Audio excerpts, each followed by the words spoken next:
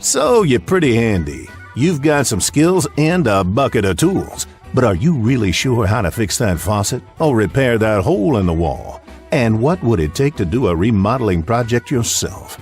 If you're unsure, even a little bit, hit the pause button on those projects and take a listen to Contractor John, or you might end up singing the DIY blues. Welcome to the DIY House Medic Podcast. The doctor is in. Thank you, Roy. Yes, Contractor John here. The doctor is in, like Roy said. Welcome to everyone out there. Hey, big shout out to Roy Worley for that outstanding intro. Roy Worley, voiceover.com, royworleyvo.com. If anybody needs any voiceover work, I highly recommend it. Roy did a fantastic job on the lead-in. I'll have his link in the show notes here. So if this is your first time here, and if I got to be honest with you, it's the first time for all of you because this is the very first podcast of DIY House Medic, the very first one. So welcome everyone. Glad you could make it here today. So seeing as how this is the first podcast and stuff, I just want you to know where I'm at and why I'm here. Right? I love to help you guys. I love to teach people. It seems like I'm always getting in that position where people are asking me for advice about their projects and everything. You know what?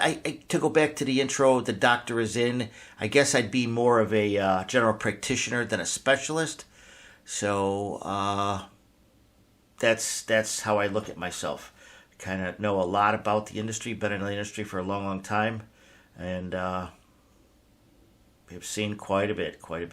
So, if you're building your dream home or you're remodeling your home or just taking care of it, this is the podcast for you, definitely. So, and before we dive in, part of my teaching philosophy is that the more you know about something, the better decisions you're going to make. Knowledge is power, right? I mean, you know, you don't have to be an expert at everything, but understanding the process and what it takes to do something is a big part of the battle. So I'm going to try to fill in those blanks in your knowledge so you can stay out of trouble if you want to look at it like that. So I'm also a huge believer of processes and systems.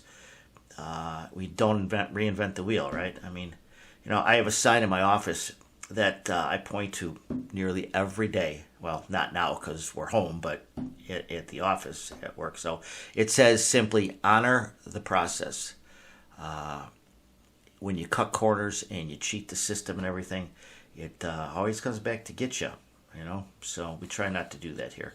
So I'm going to be dropping in stories and acronyms and whatever I think is gonna help you guys be able to better visualize, to see through this medium, radio medium, what I'm talking about. All right, I want to strike the balance between the technical aspect of things, you know, and why we do what we do, and then the easier, more kind of like common sense, relatable approach to things. So I feel like you need a little knowledge in that technical side and stuff. Why?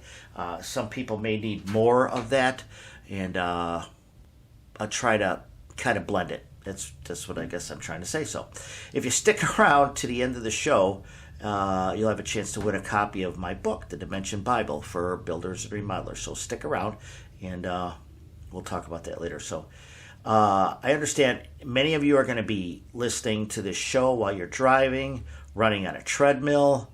I personally could not run at all. When I was in high school, a little quick story here. All right, when I was in high school, we had to run a mile in 10 minutes or less. Some president's fitness program. They should have impeached that guy. Anyway, I wound up running it 3 times because I couldn't get it done in under 10 minutes.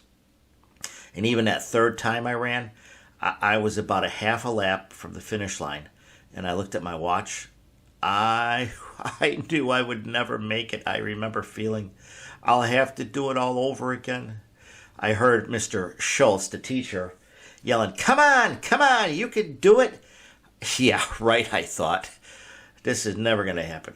As I eventually crossed the finish line, Mr. Schultz yelled out, 9 minutes, 59 seconds. Great job. Yeah, I never said thank you to Mr. Schultz, so thank you, Mr. Schultz. I'm going to have the links and referrals and acronyms in the show notes, like I said earlier, so don't worry about taking notes or whatever. If you have a question, comment on anything, your personal project, something that I said or wasn't said in a podcast or whatever, jump on over to the Contractor John Facebook page and ask me. Post it there, and I will do my best to answer you right away. So, now, today's subject, keeping the moisture out of your home. Before, I just want to say I'm not oblivious to the whole COVID-19 pandemic that we're in the middle of. I'm in Illinois here.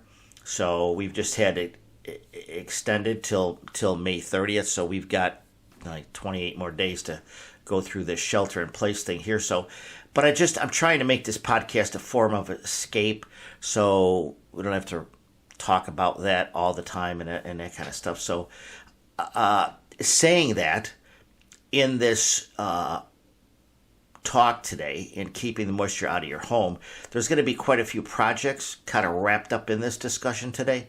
So you could choose to get your mind off of what's happening all around us by engaging in some of those projects or whatever. So just think about that as we're going through what you could do in your house to improve it so that we don't trap moisture and stuff like that. So, all right, I guess we're going to jump right into keeping the moisture out of your home for today discussion. I gotta say, in all my years in this construction world, and it's been a bunch, all right, I can tell you without a doubt or fear of contradiction, the single biggest detriment or destroyer of homes is water and moisture.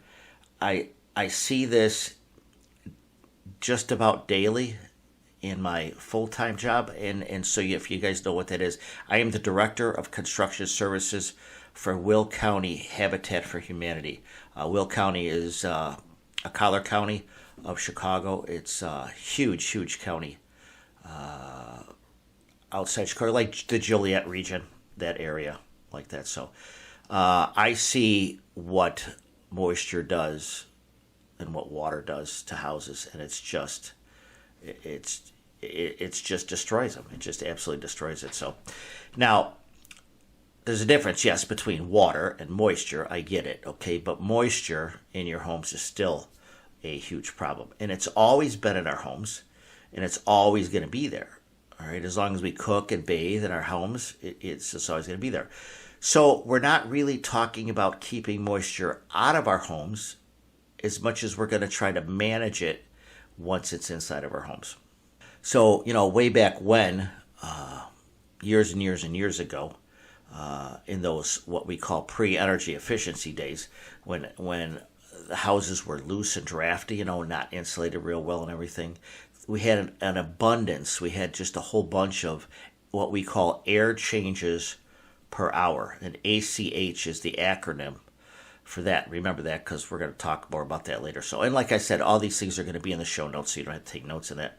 So, back then, indoor moisture levels and even indoor pollutants and off-gassing, all that kind of stuff wasn't a big concern at all right? So now that we're building homes tighter and tighter and tighter, that indoor air quality is it's more worrisome than ever, all right? It's something that we really have to take seriously. This new 2015 energy code that they've passed, I honestly, I understand the need for energy efficiency and everything, but I think they're making houses just too tight now.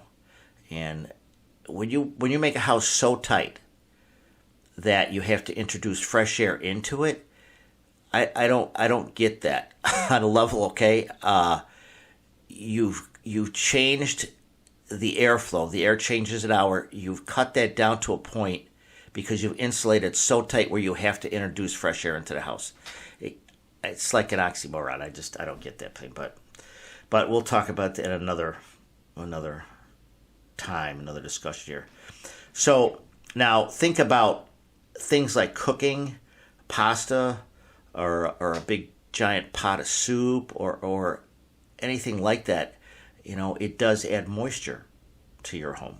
I mean, you can see it, So when you're doing that in a kitchen, you always want to run that exhaust fan when you're cooking and make sure that exhaust fan is vented to the outside. Okay, now they have those fans that just take the air out, filter the grease and that kind of stuff out of it, and then pump the air right back into the house.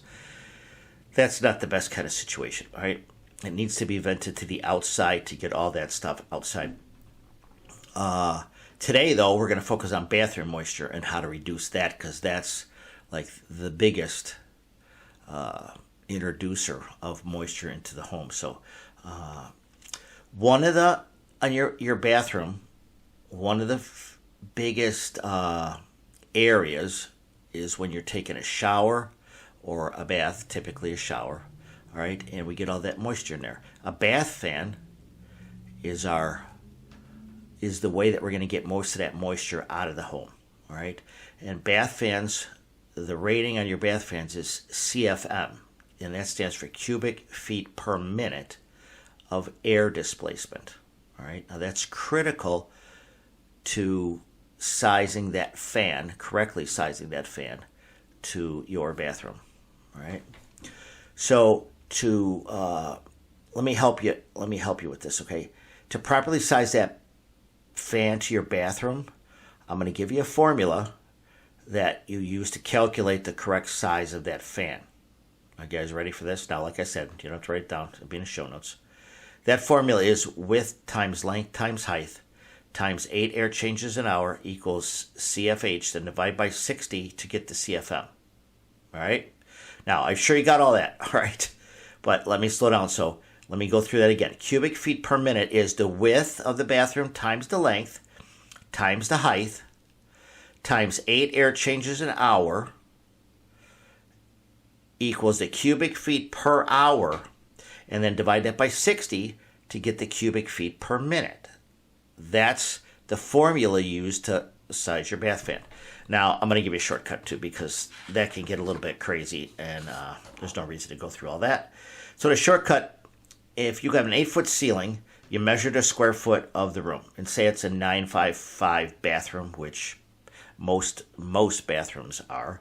That would equal about 45 square foot, and thusly 45 cubic feet per minute. That's what you're going to need.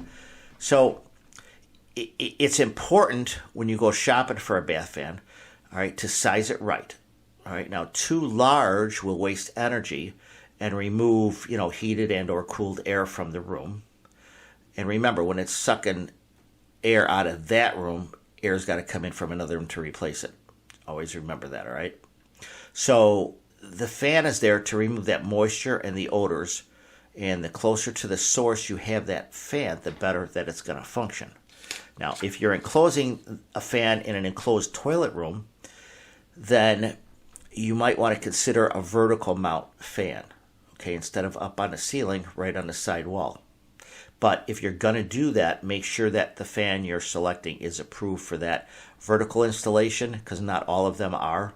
Typically, and this won't be a problem, but the exhaust fan has a 3-inch duct coming out of it, and your wall stud, your cavity is 3.5 inches wide, so that shouldn't be a problem. But make sure that you don't have some kind of different situation in your bathroom there, and that exhaust duct will fit in the wall, okay? So a lot of times we install those combination units where we have the fan and the light in the ceiling in the bathroom. So when we have a tub or tub shower in that same room, okay, we do a ceiling mount, and that's pretty much standard. That's what you'll see probably 90% of the time. So when you do install this fan, though, in a 9x5 bathroom, you pretty much want to set it in the center of the bathroom. And again, if it's that combination unit, you're going to have the light and the fan, so you kind of want it in the middle of the room. Just don't get it too close to the tub, or it's going to create a drafty kind of situation right in that tub area. So 9x5 bathroom, middle of the room is fine, right? Now, the goal here is to capture that warm, moist air when it's naturally displaced by the water. Now, we're talking showers here, because although you can run a hot bathtub and stuff, you really don't get that much steam out of it unless you're in this big, massive whirlpool, and then you're not going to have a 9x5 bathroom anyway. So when that water is displaced by the shower, we want the fan to take that out. We don't want it to suck the air out of the shower area, okay? Because if you do that, you're going to create this draft, and then that air is going to be blown over your wet skin, and any air traveling over wet skin, obviously you guys know that feels cool. So we don't want to create that. So the air, as I talked about this earlier, when the air is taken out of that room, air from another room has to flow into that room. So typically, if you have the door closed, it's going to come, new air is going to come underneath that door, all right? And for you to check this, just close the door, turn the fan on, and hold your hand down by the bottom of the door, and you will feel a breeze, right? And that's it, bringing new air into that so it doesn't create a negative pressure situation. And we'll talk about that some other time. So when you take a shower, almost all the experts agree that if you run that fan for 20 minutes after you get done taking a shower, that's going to be enough time to get the moisture out of the home.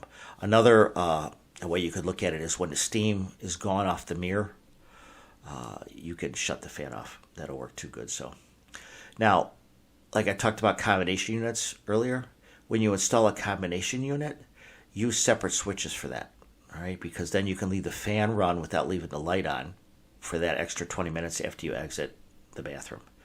Now, just like in the kitchen, I want you to make sure that that fan is vented to the outside and not just up into the attic.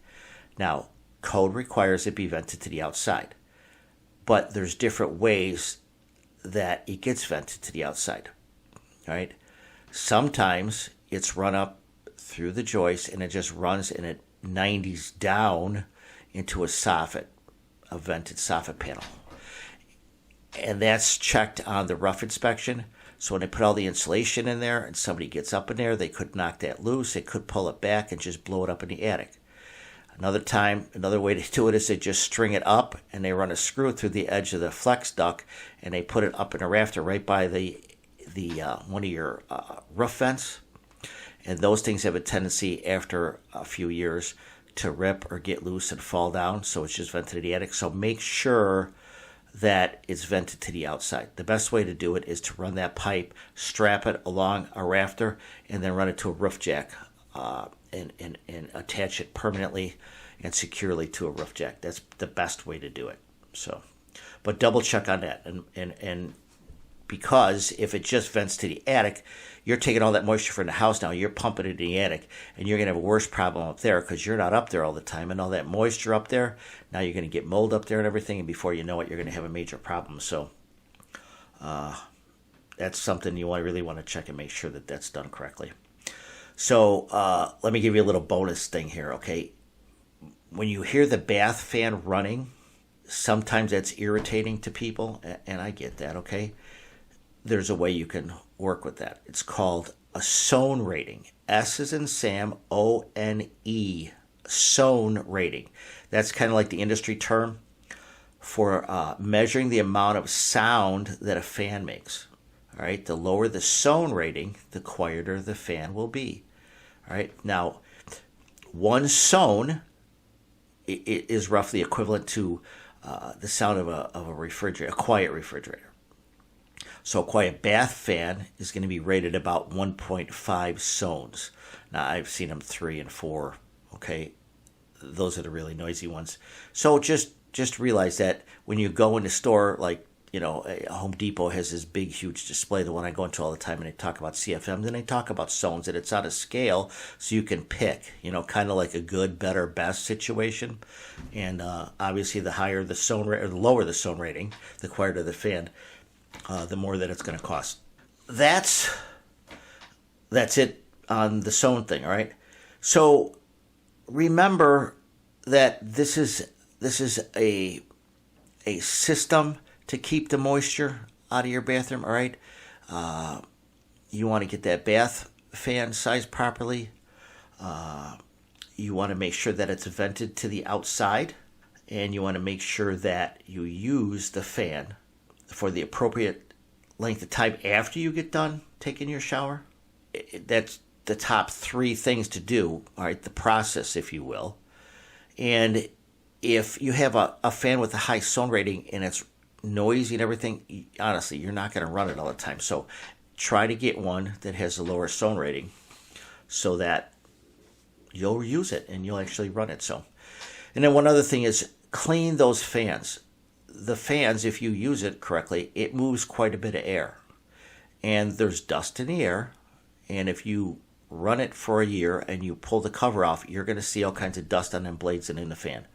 So it's a good idea when you do your spring cleaning or whatever, pull them fans down and clean those fan blades out, vacuum them out, and take care of it that way. Okay? So if you want to see a video of changing, now let me go this way too. Okay, the bath fan. And I know a lot of you, if you're building new construction, just put a new bath fan in and you're done. Good, right?